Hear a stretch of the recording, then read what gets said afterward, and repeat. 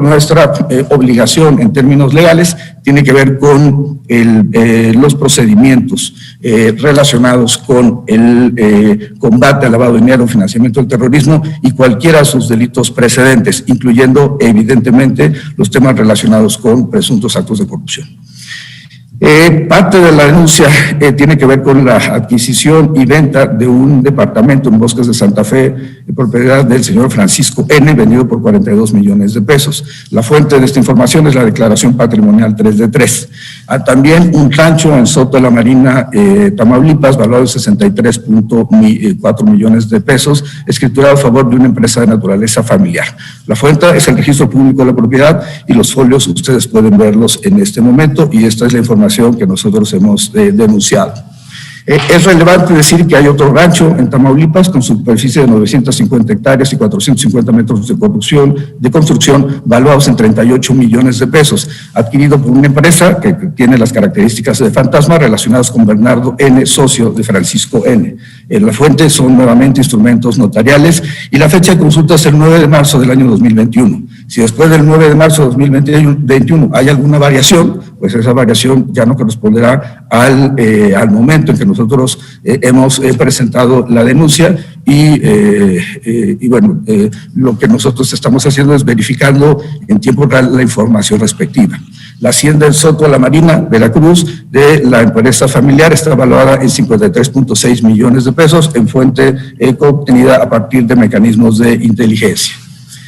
Hay una casa en Reynosa, ubicada en la declaración 3 de 3, también se encuentra una propiedad en McAllen, Texas, relacionada con el señor José R., primo del señor Francisco N., fuente obtenida a partir de la información de LexisNexis. Tenemos además una serie de casas vinculadas en las declaraciones, una casa de 7 terrenos en Reynosa, en copropiedad de Mariana N.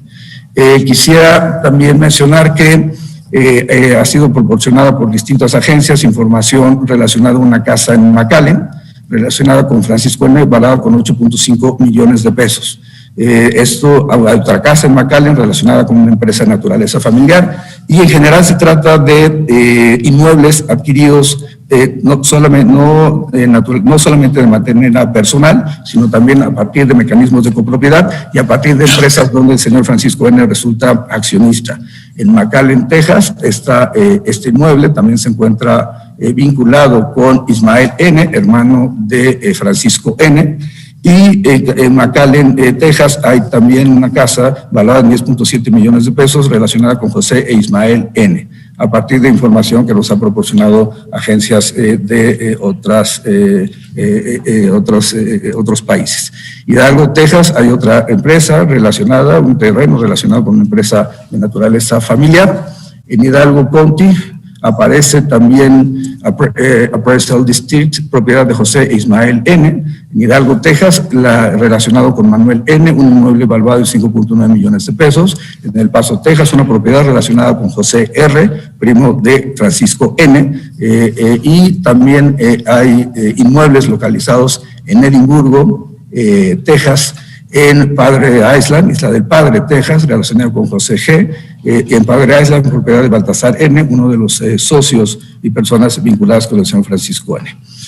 También es importante señalar que LexisNexis, en fecha de consulta en el año 2021, nos arroja la propiedad de este centro comercial, y pues en general lo que tenemos es una disparidad entre los inmuebles pertenecientes a las asociaciones, los inmuebles pertenecientes a la familia y el ingreso que como servidor público pudo haber formulado durante los años del servicio público Francisco N. La casa en Misión, Texas, está valuada en 5.9 millones de pesos.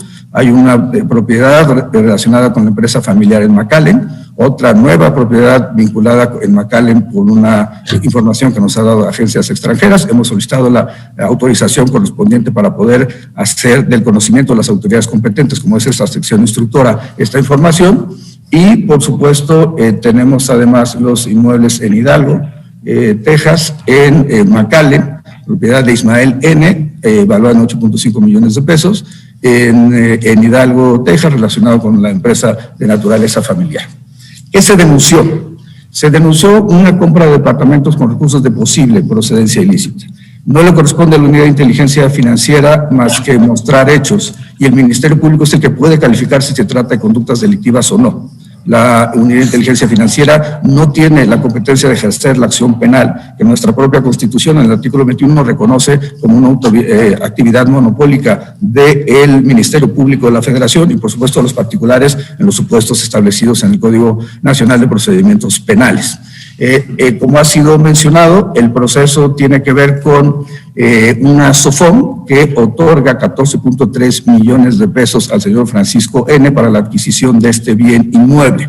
Es importante resaltar que el pago se hace a la SOFOM. Hay un pago el 8 de noviembre de 2016 por 13.5 millones de pesos, casi la totalidad de los recursos. Es decir, prácticamente se liquida el crédito de manera directa. Pero hay algo que a mí me parece importante señalar, y esto es que hay esos 14.3 millones de pesos provienen de dos transferencias, dos SPACs, el 17 de diciembre del año 2013 por 8.3 millones de pesos y otro en la misma fecha por 6 millones de pesos. Esto integra los 14.3 millones de pesos que el día 18, un día después de las transferencias, llegan al señor Francisco N. para la adquisición del bien inmueble.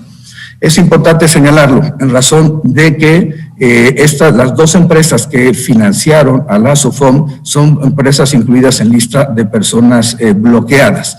No se trata de una denuncia que haya presentado esta administración de la Unidad de Inteligencia Financiera, son empresas que desde la administración anterior, desde el gobierno anterior, habían sido ya denunciadas e incluidas en lista de personas bloqueadas. Y para mí resulta también importante plantear no solamente el movimiento de los 42.6 millones de pesos que existen entre una y otra empresa, sino que hay tres empresas que terminan enviando recursos y la empresa fachada remite a una cuarta empresa por cantidades importantes, 3.09 millones de pesos, 2.5 millones de pesos y 875,000 pesos en marzo del año 2014 en los tres supuestos. Es importante esto porque, insisto, a partir de información con la que contamos al 8 de marzo del año 2021, en la fecha de la consulta, la Unidad de Inteligencia Financiera, insisto, en la anterior administración, había presentado una denuncia con estas empresas por haber sido mecanismos que tenía el cártel de Sinaloa para efecto de lavar dinero. Eso no quiere decir que el cártel de Sinaloa esté relacionado con el señor Francisco N. Lo que quiere decir es que las empresas que fueron utilizadas y con las que tiene transacción financiera, las dos empresas que terminaron enviando dinero a la SOFOM, son empresas que han sido utilizadas por el crimen organizado. Nos pareció particularmente relevante señalar esto. El presidente de la República ha sido claro en mandar un mensaje de generación de entendimiento con todas las fuerzas políticas. Y también creo que ha sido muy claro en la idea de que se tiene que combatir la corrupción con independencia de quien se encuentre. No es el primer caso que la Unidad de Inteligencia Financiera haya denunciado de gobernadores en funciones, tenemos 3 casos adicionales, pero lo relevante para nosotros es que la SOFOM recibió, en este caso en particular, 2 empresas fachada, identificada como parte, como se ha dicho, de 7 entidades mercantiles relacionadas con el cártel de Sinaloa. Se le relaciona con un incidente de una avioneta estrellada en Venezuela cargada con cocaína del cártel de Sinaloa y, como mencioné, esto fue denunciado por la UIF desde el año 2013. Como he mencionado, el 17 de diciembre la SOFOM manda 14.3 millones, recibe 14.3 millones, el día 18 Francisco N. recibe el dinero de la SOFOM por la misma cantidad y finalmente esto termina permitiendo la adquisición del bien inmueble de referencia. Sin embargo, la parte que se encuentra por medios de comunicación, que sabemos que forma parte de la perspectiva de la sección instructora, está en el recuadro rojo que ustedes pueden apreciar.